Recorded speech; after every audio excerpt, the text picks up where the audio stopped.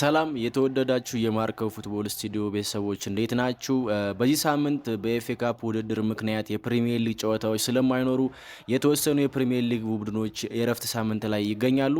እንግዲህ ማንቸስተር ዩናይትድ ከኤፍኤ ካፕ ውድድር በሶስተኛው ዙር በብራይተን ተሸንፎ ከውድድሩ ውጭ መሆኑ ይታወቃል።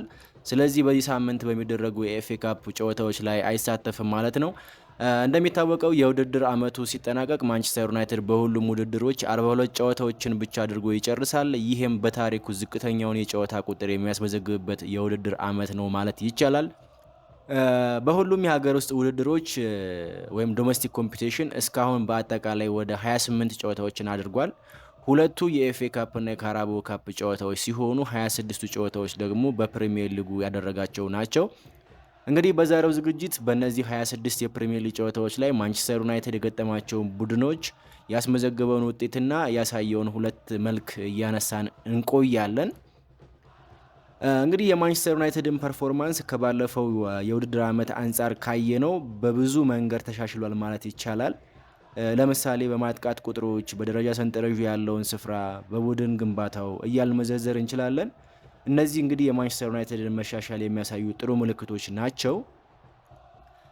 ነገር ግን ማንቸስተር ዩናይትድ መሻሻሉ እንዳለ ሆኖ በዚህ የውድድር ዓመት ፍጹም የተለያየ ሁለት መልክ ያለው ክለብ ይመስላል።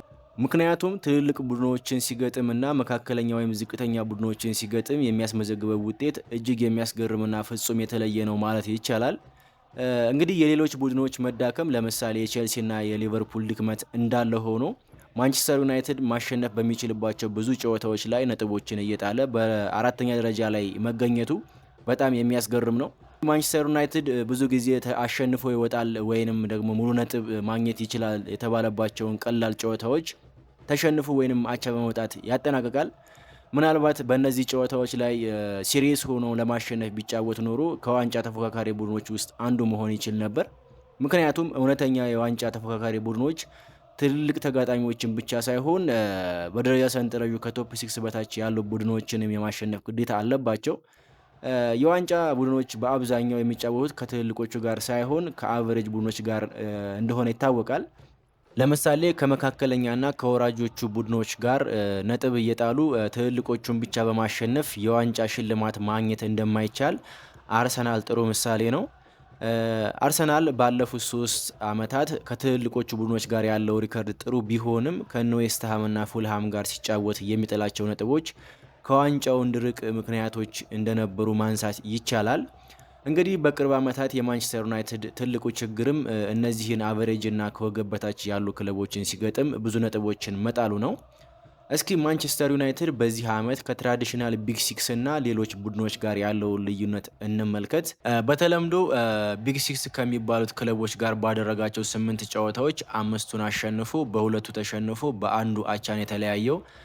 ለማንቸስተር ዩናይትድ በእነዚህ ጨዋታዎች ላይ ከጨዋታው በፊት የተሰጠ የማሸነፍ ንጻሬ ወይም ግምት በጣም አነስተኛ ነበር። በተለይ ደግሞ ከሊቨርፑል፣ ከማንቸስተር ሲቲ እና ከአርሰናል ጋር የነበረው ግምት ፍጹም ዝቅተኛ ነበር።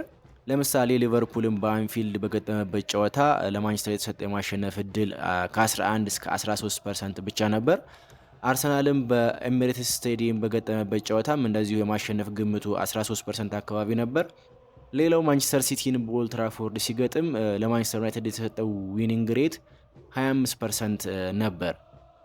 እንግዲህ እነዚህን 3 ጨዋታዎች በጥሩ ፐርፎርማንስ በማሸነፍ 9 ነጥቦችን ማግኘት ችሏል። ከቶተንሃምና ከቼልሲ ጋር ባደረጋቸው ጨዋታዎች ላይ ያገኘውን 7 ነጥብ ስንጨምር በአጠቃላይ ከትልልቆቹ ክለቦች ከሚጠበቅበት 24 ነጥብ 16ቱን መሰብሰብ ችሏል። እንግዲህ ከትልልቆቹ ጋር ተጫውቶ ባሰበሰበው ነጥብ የቢግ ሲክስ ክለቦች ሚኒ ቴብል ስንመለከት በአንደኛ ደረጃ ላይ ይገኛል ማለት ነው። በአንጻሩ ማንቸስተር ዩናይትድ የተሻለ የማሸነፍ ግምት በተሰጠው ጨዋታዎች ላይ ጥሩ የኳስ ቁጥጥር ቢኖረውም ነጥቦች የጣለባቸው ጨዋታዎች በጣም ብዙ ናቸው። ለምሳሌ በሜዳው ኦልድ ትራፎርድ እና ከሜዳው ውጪ ከዌስትሃም ጋር 1-1 በተለያየበት ጨዋታ 4 ነጥቦችን ጥሏል። በኦልድ ትራፎርድ እንዲሁ ከወልቭስ ጋር 1 እኩል ተለያይቶ 2 ነጥብ ጥሏል። ከሜዳው ውጪ ከበርንሌ ጋር 2 እኩል ተለያይቶ 2 ነጥብ ጥሏል። በኦልድ ትራፎርድ ከቦርነመዝ ጋር 4 እኩል በመለያየት 2 ነጥብ ጥሏል። ከሜዳው ውጪ ከኖቲንግሃም ፎረስት ጋር 2 እኩል በመለያየት 2 ነጥብ ጥሏል። እንዲሁም ከሜዳው ውጪ ከሊድስ ጋር አንድ እኩል በመለያየት 2 ነጥብ ጥሏል። ሌላው በመጀመሪያው ዙር ከፉልሃም ጋር ከሜዳው ውጪ 2 እኩል በመለያየት 2 ነጥብ ጥሏል። ሌላው በሜዳው ኦልትራፎርድ በኤቨርተን 1-0 ተሸንፏል። እንግዲህ ይህም በ10 ተጫዋች ነበር ኤቨርተን የገጠመው በዛ ጨዋታ 3 ነጥብ ጥሏል ማለት ነው። እንዲሁም ከሜዳው ውጪ በብሬንትፎርድ 3-1 ተሸንፎ 3 ነጥቦችን ጥሏል። በአጠቃላይ ማንቸስተር ዩናይትድ የተሻለ የማሸነፍ ግምት በተሰጠው 10 ጨዋታዎች ላይ መሰብሰብ ከነበረበት 30 ነጥቦች 8ቱን ብቻ ነው ማግኘት የቻለው። 22 ነጥቦችን ጥሏል። እንግዲህ ከነዚህ 22 ነጥቦች ውስጥ ግማሹን እንኳን ማለትም 11 ነጥቦችን መሰብሰብ ቢችል ኖሮ አሁን ላይ ከ26ኛው ሳምንት መርሃ ግብር በኋላ ከአርሰናል ቀጥሎ በ56 ነጥብ ሁለተኛ ደረጃ ላይ መቀመጥ ይችል ነበር። እንግዲህ እስካሁን ካደረጋቸው 26 ጨዋታዎች በመነሳት ማንቸስተር ዩናይትድ ያሳየውን ፐርፎርማንስ በመጀመሪያውና በሁለተኛው አጋማሽ ለይተን እንመልከተው። ምናልባት በመጀመሪያው አጋማሽ ወይም በሁለተኛው አጋማሽ የሚል ደረጃ ሰንጠረዥ ባይኖርም ለአሰስመንት ያክል ወይም የማንቸስተር ዩናይትድ ፐርፎርማንስ ኢቫሉዌት ለማድረግ ያክል ዝም ብለን በሁለት አጋማሽ ከፍለን እናየዋለን። እንግዲህ በመጀመሪያው አጋማሽ ወደ 11 ጨዋታዎችን አሸንፎ በ9 አቻ እንዲሁም በ6ቱ ላይ ተሸንፎ 42 ነጥቦችን በመሰብሰብ አሁን ባለበት አራተኛ ደረጃ ላይ ሊቀመጥ ይችል ነበር። እንዲሁም ያደረጋቸውን 26 ጨዋታዎች በሁለተኛው አጋማሽ ብቻ ስንመለከተው ማሸነፍ የሚችለው 6 ጨዋታዎችን ብቻ ነው። በ13ቱ አቻ ይወጣል፣ በ7ቱ ይሸነፋል። እንግዲህ 31 ነጥቦችን ሰብስቦ 13ኛ ደረጃ ላይ ነበር ሊቀመጥ የሚችለው ማለት ነው። እንግዲህ ይህም የሚነግረን ማንቸስተር ዩናይትድ በመጀመሪያውና በሁለተኛው አጋማሽ ሁለት የተለያየ ቡድን እንደሆነና ጨዋታዎችን የመቆጣጠር ድክመት እንዳለበት ነው። ሌላው በመጀመሪያ ጎል ባስቆጠረበትና እንዲሁም ሌሎች ቡድኖች ማንቸስተር ላይ ባስቆጠሩበት ጨዋታዎች ላይ ያለው ውጤት ምን ይመስላል የሚለውን እንመለከታለን። እንግዲህ ማንቸስተር ዩናይትድ በመጀመሪያ ጎል አስቆጥሮ በመራባቸው 16 ጨዋታዎች ላይ 10ሩን አሸንፏል፣ በ6ቱ አቻ ተለያይቷል። በእነዚህም ጨዋታዎች እንግዲህ 36 ነጥብ በመሰብሰብ ከሲቲና ከአርሰናል ቀጥሎ ሶስተኛው ቡድን ነው። ሌላው የምናየው ማንቸስተር ዩናይትድ መጀመሪያ ጎል ከተቆጠረበት በኋላ የሚሰጠው ምላሽ ምን ይመስላል የሚለው ነው። እንግዲህ ማንቸስተር ዩናይትድ በቅድሚያ ጎል በተቆጠረበት 10 ጨዋታዎች ላይ ሁለቱን አሸንፎ በ3ቱ አቻ መውጣት ሲችል በ5ቱ ተሸንፏል። በዚህም ረገድ እንግዲህ 7ኛ ደረጃ ላይ ይገኛል። ሌላው አስገራሚው ነገር ማንቸስተር ዩናይትድ እየመራ ማሸነፍ በሚችልባቸው 7 ጨዋታዎች ላይ አቻ በመውጣቱ 14 ነጥቦችን ጥሏል። በዚህም ረገድ ብዙ ነጥብ በመጣል 7ኛ ደረጃ ላይ ይገኛል። እንግዲህ ቀደም ብለን እንዳነሳ ነው ማንቸስተር ዩናይትድ በታሪኩ ዝቅተኛውን የጨዋታ ቁጥር የሚያስመዘግበው በዚህ የውድድር ዓመት ነው። ከሁለቱ የሀገር ውስጥ ውድድሮች ማለትም ከካራባው እና ከኤፍኤ ካፕ ውድድሮች በጊዜ ተሰናብቷል።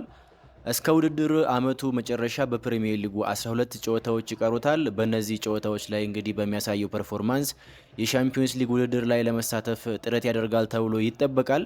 እንግዲህ በእኔ በኩል የማንቸስተር ዩናይትድን ሁለት መልኮች በተመለከተ ያዘጋጀሁት ፕሮግራም ይሄን ይመስል ነበር። እናንተስ ማንቸስተር ዩናይትድ እስካሁን የመጣበትን መንገድ እንዴት አገኛችሁት? በቀሩት 12 ጨዋታዎች ላይስ ከማንቸስተር ዩናይትድ ምን ትጠብቃላችሁ? እስካሁን የተመለከትነውን ሁለት መልኩን በድጋሚ ያሳየን ይሆን ወይስ ተሻሽሎ ኮንሲስተንት የሆነ አቋም ያስመለክተን ይሆን? ቻናሉን ሰብስክራይብ እያደረጋችሁ ሀሳብ አስተያየታችሁን አጋሩኝ። ስለምታደምጡኝ እጅግ አመሰግናለሁ።